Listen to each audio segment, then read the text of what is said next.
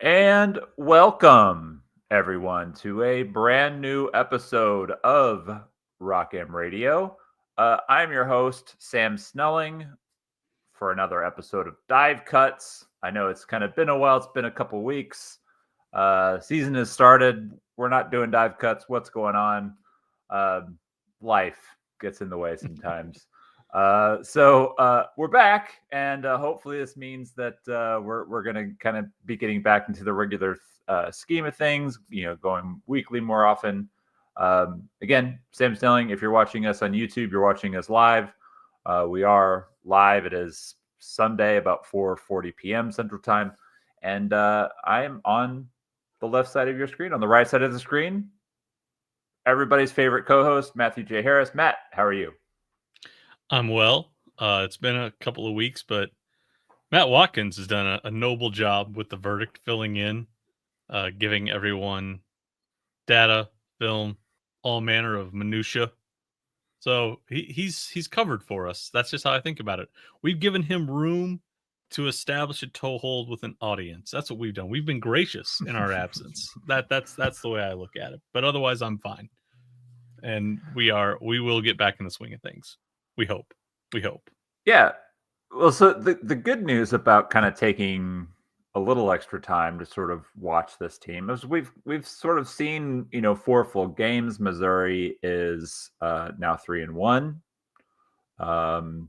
Their Ken Palm rating dipped, and it is now back up. So they're right about where they started the season, which is just on the downside of 50. And we were kind of talking a little bit beforehand, like we can kind of get into the minutia of what we've seen, but overall, like this looks about like we thought this team would look. Like there's been things that maybe you didn't expect. We can talk about that. Things that you did expect. I'm sure we'll talk about that. But overall, they're about where we thought they would be. Like like we thought they could beat Memphis, but it was still going to be. It's always tough to open the season on a road in quad one game. Um, Memphis has since looked better and better. So it's very possible that that loss holds up as far as being a Q1. They've had some bumps, and then the non-con. They've won all their games, but overall, like no complaints. I mean, yeah, I certainly wish Howard didn't go wild from 3-point range. I wish maybe they played a little cleaner against Eastern Washington. But all things being considered, Matt, solid start. Yeah, I went back through lineup data, went back through, all kind of the study hall data we do. And, you can get bogged down in, oh man, the offense didn't look great. The base offense didn't look great against Memphis. And, they kind of stalled out, and it was a tale of two halves, and they didn't play well there. Or you can get bogged down in, they should have been engaged against Eastern Washington. A lot of the errors in that game, I almost chalk up to disengagement or a lack of focus as much as anything, Eastern Washington was doing, even if Eastern Washington was a really good ball movement and cutting team. A lot of errors when you go back and watch that are just come down to guys not being locked in, not communicating. But there's plenty of teams around the country who I think if you tuned in, to any high major team, you're going to find one clunker where they're not engaged, or there's going to be a game where they have two wildly different halves depending on who they're playing. Like we're probably going to see that today against even Mississippi State. They didn't play great in the first half, but it looks like they're playing well in the second. So it happens. I think the biggest thing that I come back to is, the guys who we expected to play a lot are playing a lot. The way they're playing, if you look at kind of the play call data, is what we would have expected given the guys who play a lot. And in aggregate, if you look at the possession data, it's about what you would expect given the schedule. And I know that that's, kind of boring. And, we people come here kind of maybe looking for insights, but I think you almost want it to be boring at this point. I think it would last year after 3 or 4 games, we were sitting here going, I don't quite know what this team is. Caleb's off to a slow start. We haven't seen Tanji. I'm not sure what the lineups are that, you know, Nick's kind of having to do more than we thought. There were things last year I felt that there 4 or 5 games where we were like, yeah, this isn't quite what we would have expected. This one has been in aggregate pretty much what I would have expected. And if we came into this year thinking this could be a bubble or a tournament team, that's a good thing. It's still early, 10% of the way through the season, but if they're looking like we expect, and if the expectation is that they're going to be competing for something, or competing for a spot in the field of 68, that's a good thing that they're on track at this point, and there's still time for them over the next 3, I think, to find a rhythm and maybe accelerate that process a little bit. So I think that's important. They haven't regressed, and I think they're in a position to where if they can use the next 2 weeks as a springboard, they could be in really, really good position when they get to early December. Yeah, I just as you and I are also want to do, like, I keep a pretty close eye on what the rest of the conference is doing. I tend to expect that we worry a lot about the non-conference schedule. I think a lot of fans in general, talk a lot about non-conference schedule, but a lot of this is going to come down to how you play in conference and sort of what your opponents are doing. And like, I don't know that there's been a whole lot of surprises, but maybe LSU has looked a little better than we expected. Certainly they've gone from, I think they were about 59th in the preseason. Yeah. They went on the road and beat Kansas State, which is good for them. So they're at 40 in KenPom. Vanderbilt sunk a little bit, but not far. They went from, I think, 77 to 89. South Carolina slipped quite a bit. They're down to 71. Georgia is right about where they were to start the season. I want to say they were 62. They're at 66. Georgia was 65th or 66th. They've moved one spot. Okay. So I think I was thinking of the aggregate number that I had for them. So for anybody that read all the previews, I averaged with some weight. KenPom had the most weight. All the analytics site to kind of give us an idea.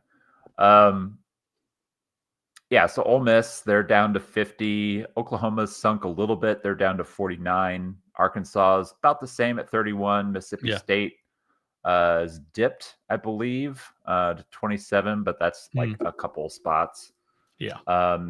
Texas has slipped a little bit. They're down to 24. Kentucky, they've gone up. Kentucky certainly looked really good. Not totally surprised by that, having a very experienced roster and a lot of money to spend. A&M is actually kind of surprised that they're even with their road loss to UCF. They kind of held steady. They recovered from that. Alabama is up a little bit, actually. I think they, even in preseason KenPom, weren't they in like the upper teens? No, they were fourth in KenPom to start the year. Okay, so they're down to 10th in KenPom, but they haven't really like moved. I think the big thing, like, I track KenPom every 3 or 4 days and put it in. Like, I'll put it this way: the average starting position for SEC teams on November 4 was 37.2. It's 37.1 right now. Like, the league had a bumpy first week and then spent the last 2 weeks recovering. Everybody's usually moved within 5 to 6 spots, which happens because that's just what happens in non-con teams play each other, early results. So as a league, like, everybody kind of looks the same here. Like, maybe South Carolina has surprised us because South Carolina took a loss on opening night to North Florida. They didn't look great in the second half yesterday. But there have been teams that have struggled. Like Ole Miss struggled against a SWAC team. Georgia struggled against an Atlantic Sun team. There are teams up. And here's one thing I'll add about Ole Miss. Ole Miss has struggled more than I think a lot of people expected. Where they've struggled has been more offensively, which I think is one of the things we did not expect. I think we Right. expected that team to be a pretty good offensive team and maybe questionable defensively, and it's sort of been the other way around. They've been pretty good defensively. I think anybody outside the top four in this conference, you could probably go up and down and find a little bit of a clunker for them early here. Yeah, So it's been what this means in relation to Missouri is I don't think the league has really started moving yet. Everybody's played one or two quad one games. Everyone's looked about like the models have expected them to look in those quad one games, aside from maybe like Kentucky knocking off Duke, which is probably the marquee win for the league so far, or Auburn going into Houston and getting a win. Those are two big wins for the league. But, those are two teams that, I think on neutralish floors, you would have expected maybe those results aren't that surprising. So for Missouri to be kind of in that position where they're like the rest of the league looking about like we expected, I think it's going to put an imperative on them, come December, when the games really ratchet up. I think Missouri fans are probably going to expect them to do well over the next 2 weeks. Cal will be interesting because Cal got slapped around at Vanderbilt this week, and Cal has looked a little questionable at times in their quad 4 games and separated late. So if Cal comes in and Cal is closer to like a number 150 team in the ratings, you'd expect Missouri maybe to come out of those games at 7-1, which is what we would have expected from them. They'll probably be in around the number 50 mark in KenPom. What we're saying is this team may be what the models have forecasted. The real stakes are a couple weeks away. Can they use this week and next week to sharpen their edge? And I think this is where we can maybe talk about what we saw on Friday night. Can they translate what they did against Mississippi Valley State, where very much the goal was to come out, attack, finish that team early, play on the break, play an early clock, and put that team away early? Can that carry over to a team like Pacific? Can it carry over to UAPB? Can it carry over to Lindenwood? Because if you get blowouts in those games, crass as it sounds, if they juice the margins in those games, then you'll start to see some movement in the ratings. But more importantly, I think you want to see this team become one that starts fast, that gets out, gets off quickly, doesn't take its time to really settle in. You want to see them be sharp and, pretty bright early. They were that on Friday night, even given how bad Mississippi Valley State is. Missouri put them away in the first 8 minutes. It was done in the first 8. And, I think what stood out in the second half of that game too was poor Mississippi Valley State put its head up for like a 6-3 run. Dennis swapped in some starters and they ripped off a 17-2 spurt. Like, it was just like, stay down. They did not hesitate. I thought, they're going to maybe leak a little bit in garbage time. Nope. No. Dennis reinserted some starters in a 17-2 run, put that down. So I think that's kind of, we've kind of milled around and saying they've looked how we expected. We'd been saying, would they start fast? Would you start to see this team finish teams off? That's what they did Friday night. Can that be the new standard over the next 2 weeks for them to really find that, finishing edge with Cal coming in? Because I think that's what you want to see. They've looked how we've expected. Do they have another gear they can find in the next 2 weeks? Because then you might have a team that can really, really be special if they're just figuring out what they can do. Or is Friday night just a case of the worst team in Division I showed up and it happened to be a good night for Missouri? We'll see. But that's the encouraging thing, is they put that team down pretty quickly. Well, and I think like that's kind of what, one of the things that I was trying to focus on when I was writing study hall on that game in particular. Like basic takeaways were of the 4 games is, frustration for how they played offensively in the second half against Memphis. I actually pulled out of that also that aside from a really good run that was steered by Trent Pierce and Naden Shaw, in the first half, like they didn't really play all that well the entire game. Yeah. So, it's worth pointing that out. Like as much as we maybe didn't enjoy the first or the second half, like the first half was not great outside of Trent Pierce and Aiden Shaw just having a little bit of a run. The second game, like I look, they played great defensively. They shot the ball poorly from three, and Howard shot the ball great from three, and that was really that should have been a 30-point win. Yeah, like, but I thought they played really well. They did. If they shoot, like 35-40%, like that, it is a 30-point win. So, but that's sort of how it goes. And then being critical of them, I thought that their defensive intensity against Eastern Washington was poor. So it was nice to sort of see, and again, like I understand that Mississippi Valley State is the worst team in Division I. However, like you're supposed to take teams like that and put them away. Maybe you don't need to beat them by 72, but like I almost think like there was a little bit of a Dennis trying to kind of make a statement and saying like for much of the last couple of years, like I've had teams that don't step on your neck. Yeah. And I want a team that steps on your neck. And I really kind of feel like that was him kind of driving home a message. Like, this is how we're going to play. We're going to rotate guys in. I want a deep rotation. I want to play 10, 11 guys, and we are going to attack. So I thought that was heartening because it's something that we haven't really seen. I hope this is part of the progression of this team and what they're going to be, and also to do it, really with a guy who I think we are all kind of expecting to be maybe their best player, and Tony Perkins. It's healthy to get make sure that Ant Robinson is getting in there, getting Marquez Warwick some of those minutes at the point guard as well, and really being physically dominant. So. Rough takeaways from each of the four games. Yeah.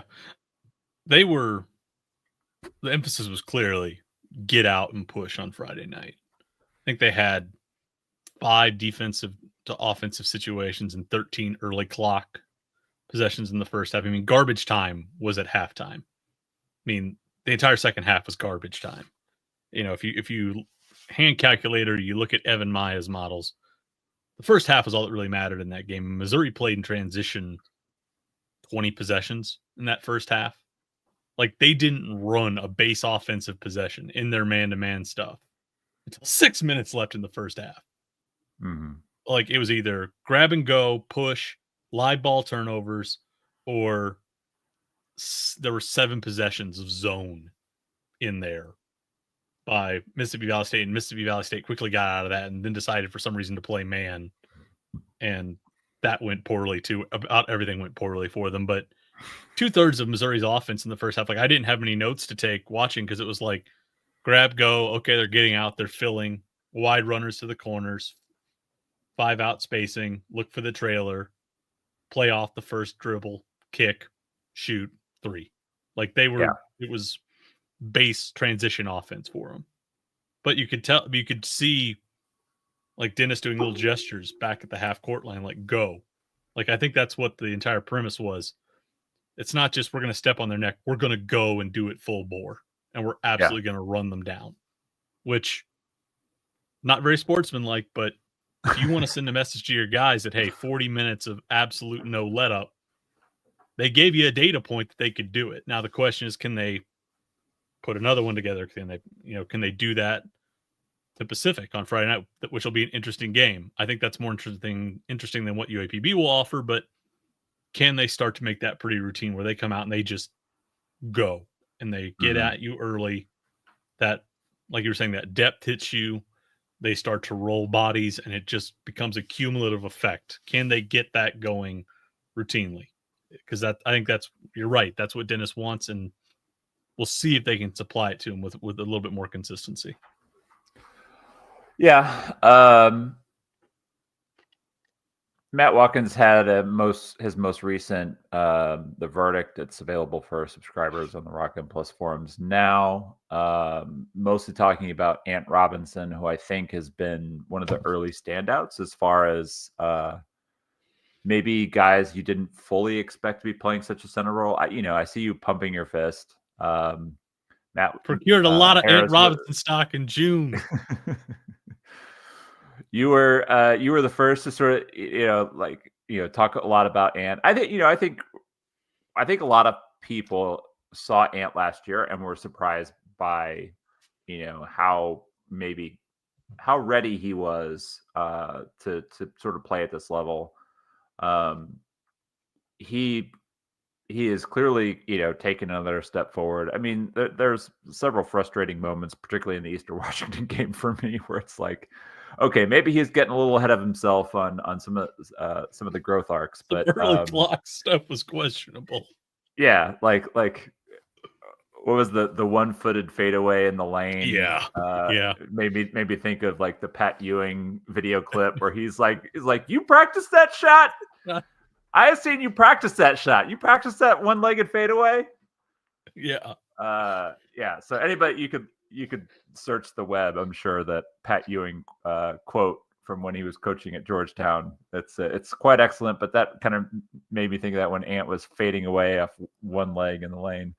Other than that, like who stood out for you early? I think Aiden Shaw. I think Watkins and I had sort of this discussion, but it was almost like more theoretical than anything else. Of like, okay, they went and they got 2 big fives, and that's good. But one of them has never played more than like 14 minutes a game. The other one is improving his conditioning, but is he going to be conditioned enough to give you more than 15 minutes? And is Dennis really, with the kind of pace he wants to play with, going to play traditional fives 30 minutes a night? Yeah. We just didn't know if that was, we thought, given what we saw from Aiden last year, where he played more like a 5, like there was a pathway for him to sort of grow into a small ball 5. We just didn't know whether that would be a route that they would want to travel. And so far he's, playing, I think probably equal or slightly more minutes at the 5 than Josh Gray is. They have tried him and Mark as small ball 5s and really rotated different 4 men alongside them. So I think that's been interesting to me, is that, they have found a way, to get, Aiden involved as that small ball 5. And really realistically, when you watch them play, some of their best runs of play have been with going small. Now, the question is, can you find some more consistent offensive efficiency in the half court that way? They tend to wind up playing a bit more early clock, a bit more on the break with those lineups, but that's what you want. You want them to play fast and get out and use their athleticism. They're trying some stuff, I think, in the half court. I'm not sure if I'll write about it yet, but they're trying different stuff, I think, to make those combinations work. But, to see Aiden Shaw, play 40% of minutes, his usage is still only 12.7%. We got to get that up. Got to get that up to 17. But, he's, I think, doing what we would have expected here, which is he's, allowing them to shrink, play with a little bit more tempo. So I think that's been good to see. We'll see how long that lasts once the schedule toughens up. But I think that's been sort of surprising to me. I thought Ant would make it. He's made 2 threes. He's also he had only attempted 2 threes last year, and he's already made and attempted 2 this. He's 2 for 2. I don't know. Like, I'd be happy with an Aiden make every second game, basically. Like, I feel like that's. I mean, he's averaging basically 3 or 4 shot attempts per game. A lot of them at the rim. He's doing a good job, as a switchable defender. Teams have targeted him in ball screens a little bit, and you'd like to see him be a little bit better on the ball, move his feet, stay down with some dribblers. Eastern Washington kind of targeted him a little bit, but he's so active. He's great as a help side defender. He can be a switchable guy for you.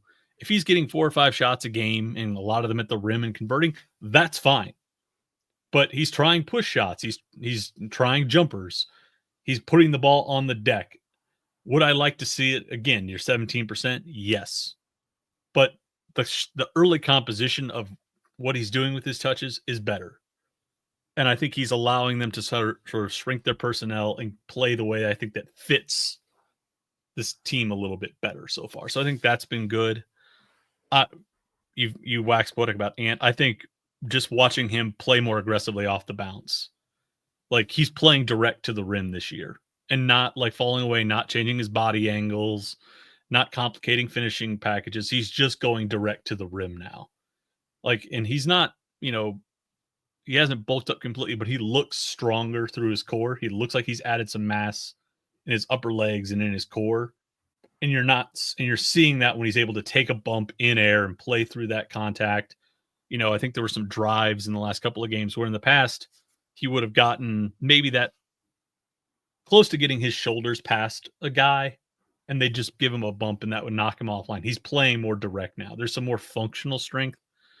And I think that that's made a big difference. And like Watkins said in the preseason, is he going to make the easy plays in transition? He's doing that now. He's finishing in transition. He's finishing at the rim. The play types that he's, taking on and the types of shots he's taking are much simpler, but they're equally high value. So I think that that's what stood out to me about him is there's a KISS method to what he's doing, but he's got the functional strength to play that way now. He doesn't have to have that degree of difficulty that comes from maybe being a freshman and having a leaner body. I've liked Marcus Allen so far. Yeah. I think you and I are wonky in that we like him for all the weird stuff. Like we like him as an off-ball help defender. We like him when he gets switched onto posts and how he takes away strong and preferred shoulders. He just does a lot of really good stuff that you don't see freshmen do all the time. Mm-hmm. Like I think there were 3 or 4 passes in the Howard game where he recognizes the skip and he starts moving to close out before the skip is even thrown. So he's moving to the corner while the ball's in flight so he can control out and still stay down on the closeout so they can't drive him if he's high. Like, that's just good stuff. That's a freshman who's been drilled well, who plays with good fundamentals, who's seeing ball man, who's where he's supposed to be.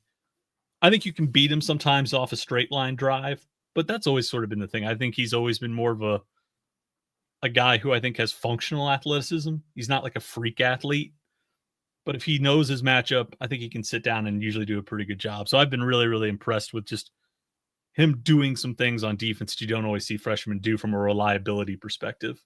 So I think that that's been nice to see. And he's, made some good plays, when things have come his way offensively, like against Howard.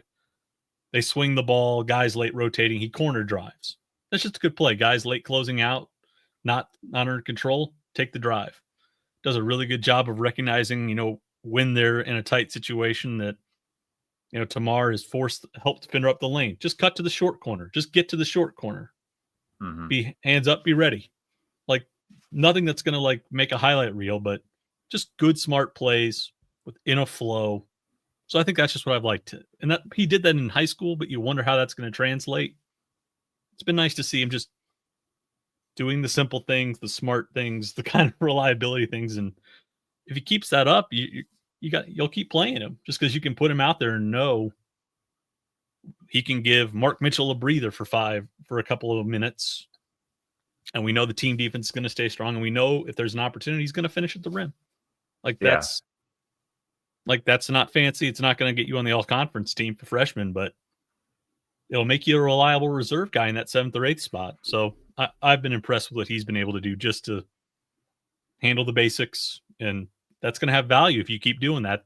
They're going to trust you and they're going to give you more minutes when conference play gets here. So those are kind of the 3 guys that have stood out to me.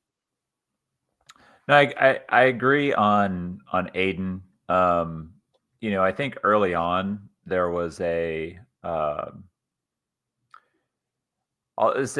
interesting that Mizzou had so much success early on with Trent Pierce, and then he kind of disappeared for a couple games, and he sort of came back against Mississippi Valley. I don't pretend to know the inner workings of Dennis Gates' brain. But I do think that there's, especially in these early games and probably all the way through the next 3 games, I think what Dennis knows and what it is the same thing that we know. Like, you know who, like, what you're going to get from your top guys, Tamar, Mark, Caleb, Tony. These guys, like, we're okay. What you're really searching for is what's going to happen, like, 6 through 11, and how that is going to sort itself out. And I think there's some, trying to see what or who is going to take, possession of their role, from guys like, Warwick, guys like Jake Cruz. Um, I think, Pierce has sort of shown through, 2 kind of up and down years that he's at least going to be fairly reliable defensively. He tends to rebound the ball in space pretty well. The thing for him is, like, if he's making shots, he's a guy that's like you're probably best putting him on the floor because, like a guy that can hit shots consistently, but he has not done that. And so, I think what they're trying to do is they're trying to figure out if Cruz, if Warwick are going to be guys who are going to be able to, make those shots, are going to be reliable, they're going to be in the rotation, or if it is going to be kind of like a, merging of Trent Pierce sort of in that, like, that maybe 8th, 9th spot in the rotation. Yeah. I think the Trent going away thing was they didn't play the freshman in that first game. And so I think they wanted to give runway to Marcus and Honor. Honor had a good game against Eastern Washington, a not so great start against, or he had a great start against Howard, not so good against Eastern Washington. Marcus had been consistent through those 2 games. And so I think Trent coming back was kind of a nice thing for them to be able to say, okay, let's give Mark kind of Mitchell a night off, and let's just rotate our 4s. Let's get our 4s in. Let's get Trent. Let's get Marcus. Let's get Cruz in. Let's work it and see how this goes.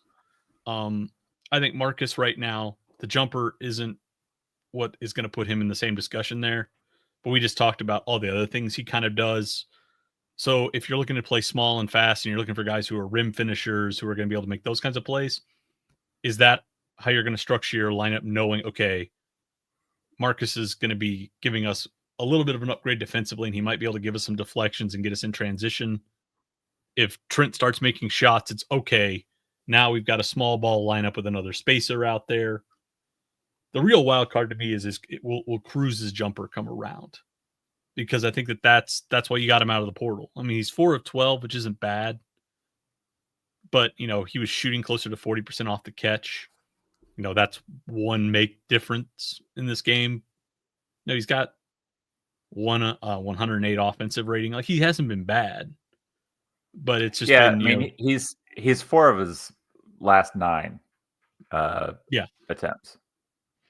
So like that, I think that's probably closer to what you expect. I mean, I realize 3 of 8 is coming, but he missed his first 3.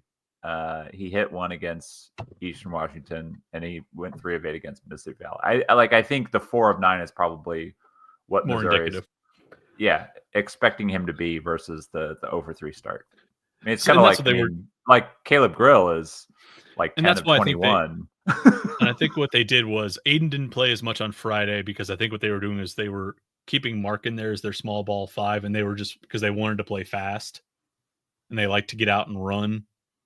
But they're like, okay, we want to cycle our 4s, but we want to keep Mark out here as our small ball 5, and that's what they were auditioning. I don't think it had anything to do with Aiden. I think it was, we want a small ball 5, and we need a reliable offensive piece. We know that's Mark. Let's just rotate guys in alongside him and see what happens, and see if some guy can get a rhythm and some guy can get going. Trent didn't really get going from shooting perspective. Cruz a little bit. So I am sort of watching that. Kind of what shakes out at the 4 is who's going to be that guy that eventually can win, maybe the 10 minutes behind Mark when they need to, if they want to rest him. Who's going to be the guy that they can trust to come and do that? Is it Cruz to make shots? Is it Trent to make shots and do what you're saying and rebound out of his area pretty well and be a pretty good team defender? Or is it Marcus, who's going to be a guy that's going to defend well, but maybe be more of a cutter, rim runner, transition type rim finisher guy? So these are good problems to have when you're evaluating one of those three guys behind Mark Mitchell. But that's sort of where I think they are in that process, in that sifting process. I think they know what they have at the 5 at this point, but figuring out that 4 rotation is sort of, I think, the big thing that's on the listed to-dos for them. Well, let's talk about what they know, what they have at the 5, because I think it's, we've seen kind of like the good, the bad of Josh Gray. Mhm. He is what he is at this point. And I'm I fine with think, that. yeah, like I knew exactly what Missouri was getting. I think Missouri knew exactly what they were getting. They're Everyone honing some was things with him, but the guy's been a pretty reliable big body in the SEC now for several years. He did try to rip the rim down against Mississippi Valley, but I think so far, like, you've seen what you're probably going to see. It's going to be interesting. I expect against teams like Texas A&M and teams that rebound really well. I don't know if Mississippi State is going to be that this year, but traditionally they've been a very good rebounding team. If you're going to see him playing more against like kind of those kind of squads, like Florida, another example. yeah. But certainly, we've seen what we sort of expected to see from Josh. I think they've tried to kind of fit Peyton in when they can. I think they're going to probably continue to try to do that. And then I'm always a fan of going smaller and faster. So I like seeing minutes with Mark Mitchell and Aiden Shaw at the 5. Yeah. I mean, I'm looking at Josh's line right now, 107 offensive rating. It's good. Nearly 29% defensive rebound rate. That's exceptionally good. Foul rate has always been pretty high for him, still pretty high. The turnover rate is up, but I'm attributing that more to what he's being asked to do than anything on him. He's never been asked to be a reader or connector in the kind of offense that Missouri runs. What I see when I see the turnovers are a guy being asked to do that for the first time. Yeah. Like his stat line, I look at it and I don't see anything that looks out of sorts as to what I expected from Josh. I think the question will be, how do they sort of make their base offense work with him? Because I think that was the one takeaway that I think where the Memphis game was instructive was he struggled, I think, to really deal with legitimate bigs pressuring him at the pinch post, at the high post, turn and read. There's a dribble pick up and he hasn't quite turned his body, so he can't see the split cut very easily. That means the ball reverses out and changes sides of the floor. He's got to maybe then go chase and do a, ball screen. It kind of gets a little bit cattywampus. I think I said on Friday night, the one thing I liked about seeing Peyton out there is Peyton understands how to use that dribble to get to a half pivot to turn and make reads. Sometimes you want to see the reads out of split cuts be a little faster, but he's able to maneuver, position, get squared, keep a dribble and, then either have his body positioned appropriately. So if a split cut is a hand flows to a down screen to a handoff, he's ready to make the handoff. There's some issues with body positioning sometimes with Josh at that spot.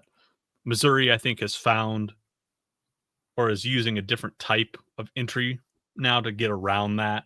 I might write about that this week. And it lets them, I think, have a little bit more flexibility in what they do. And it kind of makes things easier on Josh. We'll see if that continues for them. But what was interesting is they switched to that almost immediately at Howard. They stopped running a lot of direct entry stuff and they kind of changed how they start some of their base sets. So if that works for Josh now and it continues to show some rhythm and flow, then you can keep him out there longer because you're not having to compromise your offense. You're not having to run. You're not having to do what they did at Memphis, which is just start running a lot of 5-out pick and roll stuff to get around it. So they're already making adjustments and tinkering and doing stuff. So we'll see how that goes for them. The 5 has been interesting because they've used the last 3 games to really put Mark more at that elbow, at that pinch post, and he's the one thing I like seeing is he's sometimes just turning facing up and attacking, which I think is something we were kind of wanting to see from him against Memphis. Didn't quite see it. He's done that more the past couple games. So I'll be interested if he continues to show kind of that same level of aggression, just attacking matchups early and, kind of, going and getting his own at times. So we'll see at the 5 there. Aiden, it's been a little bit of a learning curve too, but he dribbled into a post up and scored on a hook shot out of one of those plays. Yeah. So yeah. there we liked go. It. I liked it. It was, again, go make plays, young fella. Go make plays. I did like, I only remember, one really that, like you kind of mentioned the push shot. It's one of the things that we've sort of like talked about, hoping kind of see Aiden kind of take steps forward. And one of the things that, like I just forgot the kid's name at Kansas. KJ Adams. KJ Adams. Thank you. Like basically seeing, Aiden kind of become a version of KJ Adams, because KJ Adams is very valuable at Kansas. He dunks a lot and he has that little push shot, and he doesn't really do a whole lot else other than, set screens and space to the dunker spot. But you know what? Like that's valuable. Like having a guy who's reliable, 10 feet and in, can set screens for you, can catch and finish dump offs. I like if Aiden can develop a little bit of that kind of like that mid-range push shot, I think he's and knock an occasional 3. Like he's shown he can do it. Again, like just one every couple games, I'm happy. Yeah. Let's make 15, 16 threes. We don't need that on like 100 attempts, but maybe like maybe one attempt a game. Yeah. It's going to go in sometimes.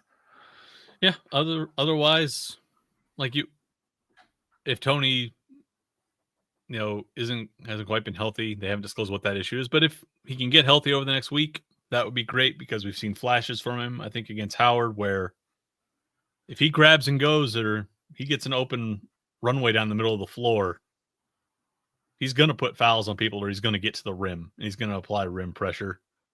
That was great to see. It would be great for him to be healthy and continue to do that. We haven't quite seen him jump passing lanes with live ball turnovers yet, but I still hold out hope that if you put him and Ann on the floor together, they'll just absolutely harass the living crap out of people. Just force all kinds of turnovers galore. That's where you want a guy like Aiden getting out as a rim runner and being a lob guy.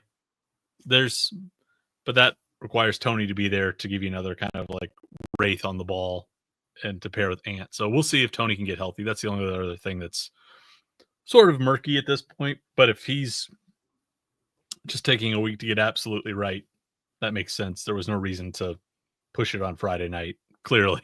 So that's the only kind of outstanding question I have is, will he be 100% pretty soon? Because 100% version of Tony really ups the potential for what this group could be.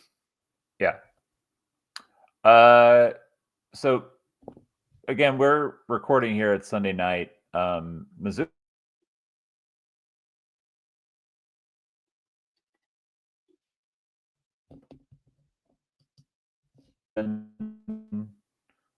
not sure what happened there, but we just blipped. Currently 267 in KenPom. They are 3-2.